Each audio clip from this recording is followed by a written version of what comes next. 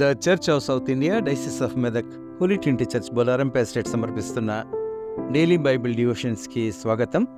ఈ కార్యక్రమాల్ని ప్రతిదినము వీక్షిస్తున్న ప్రియమైన సంఘ సభ్యులకు, దేశ విదేశాల్లో ఉన్న మన సంఘ సభ్యులకు, ఆత్మీయులైన ప్రేక్షకులందరికీ తన కనుదృష్టిని నిరంతరం మనపై ప్రసరింపజేసే మన ప్రియ రక్షకుడైన యేసుక్రీస్తు ప్రభుని మహాశక్తిగల నామమున మా హృదయపూర్వక శుభాభివందనాల్ని తెలియజేస్తున్నాం. తన ఎడల యథార్థ హృదయం గల వారిని బలపరచు యెహోవా దేవుని కనుదృష్టి, the sight of God Jehovah which strengthens the hearts of those who are true. ఈ అంశంపై మన మెన్స్ ఫెలోషిప్ సభ్యులు శ్రీ ఏ శాంసన్ నవనీత్ కుమార్ గారు ఈరోజు మనకు దైవ సందేశాన్ని అందిస్తూ ఉన్నారు. సందేశానికి ముందుగా ఈ సంప్రదాయ కీర్తన విందాం.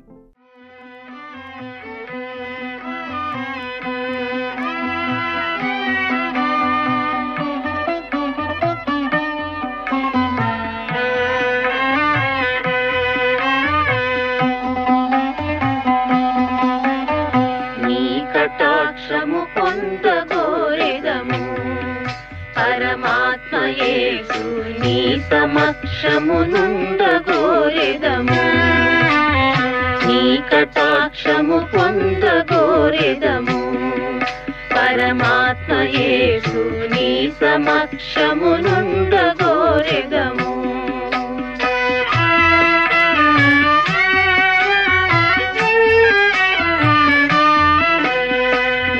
కటాక్షము పొందగోరుచు నీ సమక్షము నుండగోరుచు.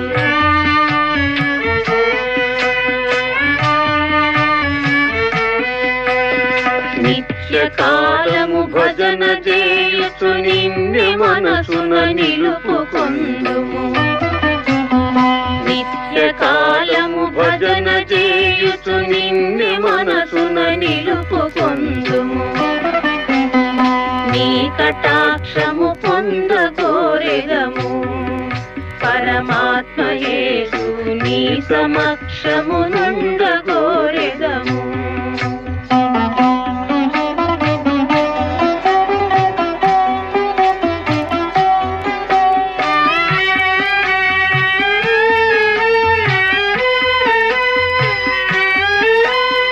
నీ ప్రబోధలనన్ని వినుచును నిన్నే అవలంబింపదలచితివి. నీ ప్రబోధలనన్ని వినుచును నిన్నే అవలంబింపదలచితివి. నీరు నామమునాత్మనించి నీ పదమ్ముల చేరి మొక్కెదము. నీరు నామమునాత్మనించి నీ పదమ్ముల చేరి మొక్కెదము. నీ కటాక్షము పొందగోరెదము, పరమాత్మ యేసు నీ సమక్షము నుండగోరెదము.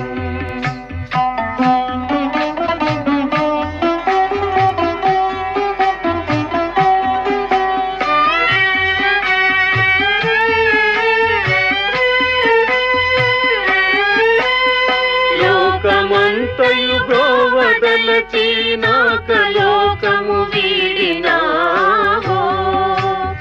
లోకమంతయు గోవదలచి నాకలోకము వీడినావో. మనుజ రూపము దాచియుండిన మరియ తనయా మంగళమురా. మనుజ రూపము దాచియుండిన మరియ తనయా మంగళమురా.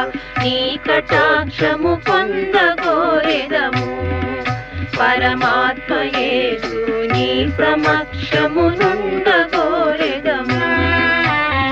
నీ కటాక్షము పొందగోరెదము, పరమాత్మ యేసు నీ సమక్షము నుండగోరెదము.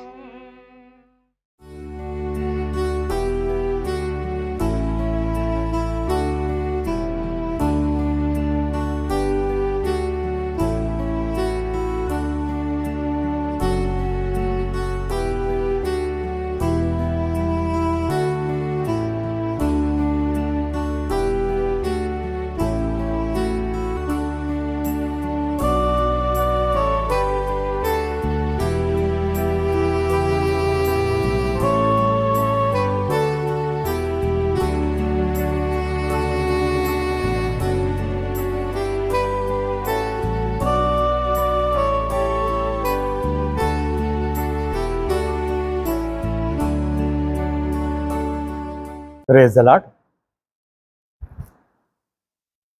ప్రభువైన యేసుక్రీస్తు నామమందు మీకందరికీ శుభములు పలుకుచున్నాను, శుభవందనలు తెలియపరచుకుంటున్నాను. ఈ రోజుకై ప్రాతకాల దైవవాక్య ధ్యానంకై 2వ దినవృత్తాంతాలు 16వ అధ్యాయము 9వ వాక్యము మనము చదువుకుందాం.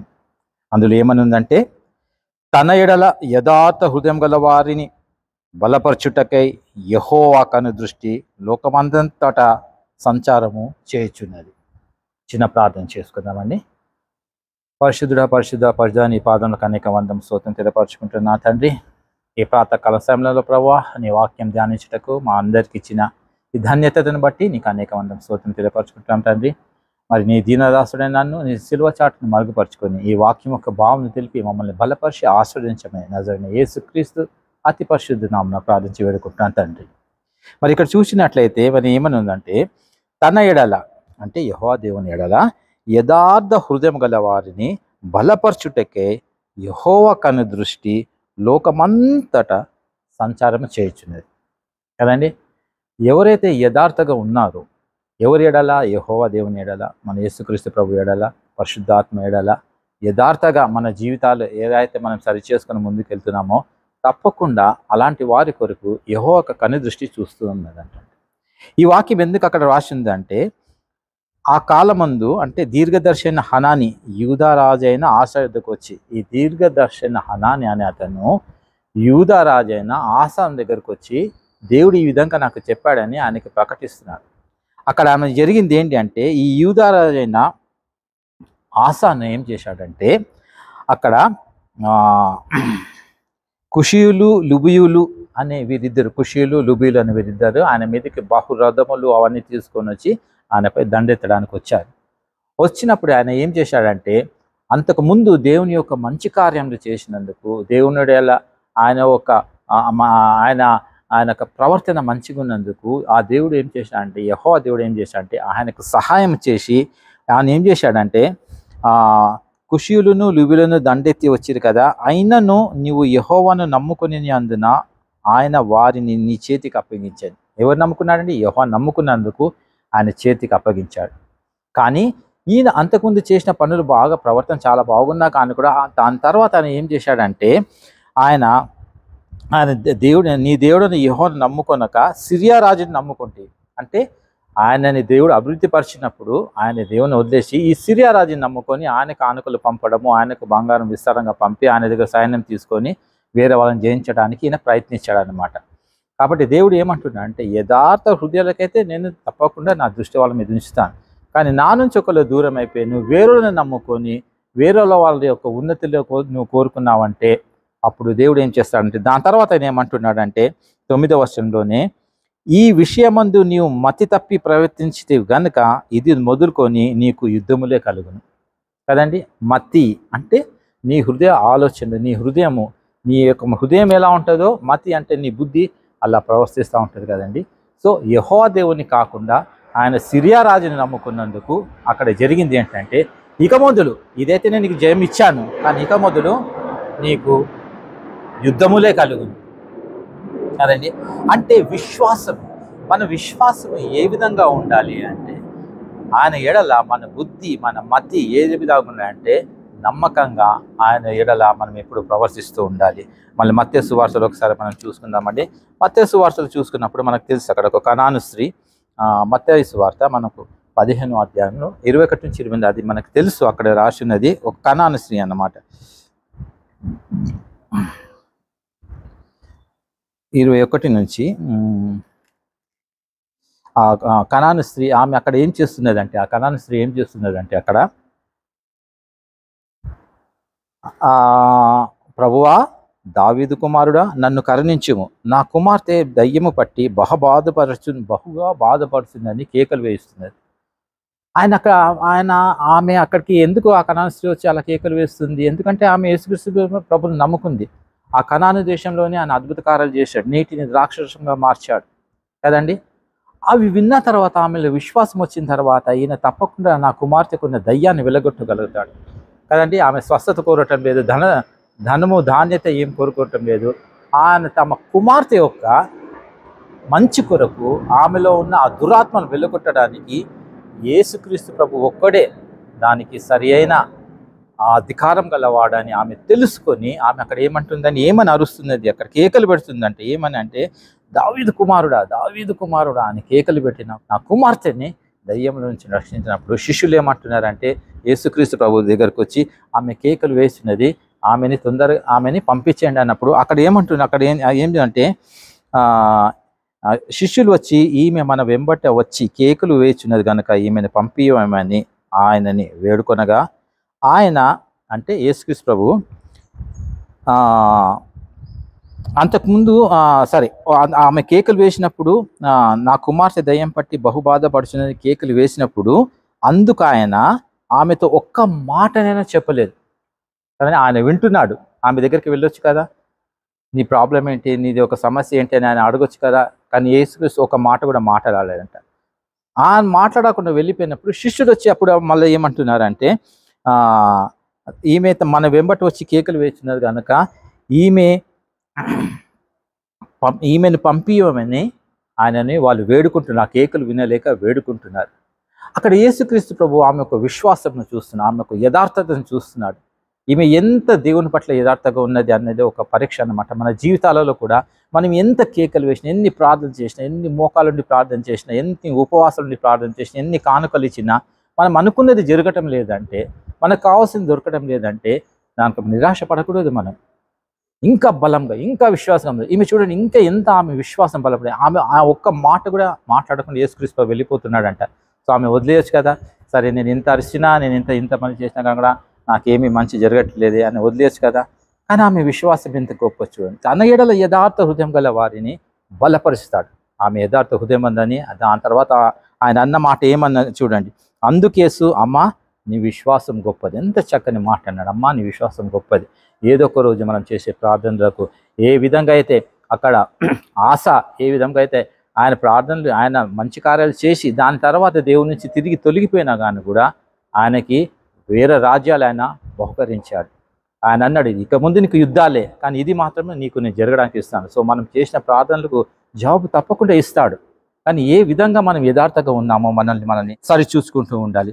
సామెతల్లో మనం ఒకటి చూద్దామండి. సామెతల లోపల ఏం రాసి ఉందంటే 14వ అధ్యాయం, సామెతల్లో 14వ అధ్యాయము 26లో ఏముందంటే, యెహోవా యందు భయభక్తులు కలిగి ఉండట బహుధైర్యం పుట్టించును. మనం ఎప్పుడైతే ఆయన యందు భయభక్తి కలిగి ఉంటామో, ఎంత మనకి అనారోగ్యం కలిగినా, ఎన్ని శ్రమలు కలిగినా, ఎన్ని దుఃఖాలు కలిగినా కానీ కూడా ఒకవేళ ఆయన యందు యథార్థ కలిగి ఉన్నామంటే, ఆయన కనుదృష్టి మన మీద ఉన్నదని మనకు తెలిసినప్పుడు బహుధైర్యం పుట్టించును. అట్టి వారి పిల్లలకి ఆశ్రయస్థానం కలదు. చూడండి, ఆమెకు అది ఉండే, ఆమెకి బహుధైర్యం అంటే ఆమె యథార్థంగా ప్రవర్తించి కాబట్టి ఆమె పిల్లలకి ఆమె వెంటనే స్వస్థత కలిగిందంట. ఎప్పుడైతే యేసుక్రీస్తు అన్నాడో నీ విశ్వాసం గొప్పది అన్నప్పుడు ఆమె కూతురికి వెంటనే స్వస్థత కలిగిందంట కదండి. అలాగే ఇక్కడ ఏమంటుండంటే యెహోవా యందు భయభక్తులు కలిగి ఉండుట బహుధైర్యం పుట్టించును, అట్టి వారి పిల్లలకి ఆశ్రయ స్థానం కలదు. చూసారా, ఆమె కూతురు అక్కడ స్వస్థత అయిపోయింది. ఎందుకు? ఆమె అక్కడ ఆ యొక్క విశ్వాసం, ఆ యొక్క యథార్థత ఆమె కనాను స్త్రీ చూపించింది.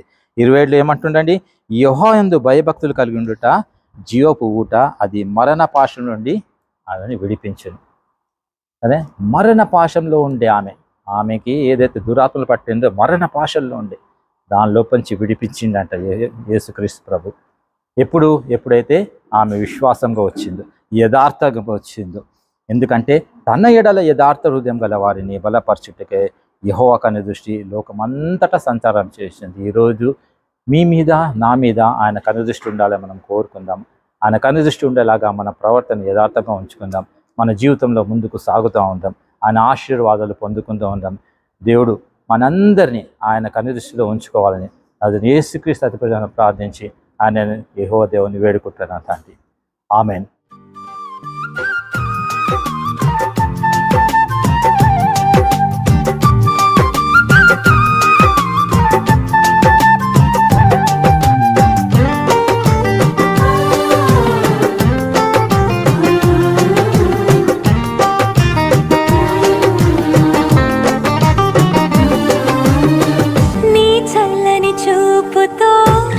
కరుణించినందున బ్రతికి ఉన్నానయ్యా నీ చేయి చాపి లేవనెత్తినందున జీవించుచున్న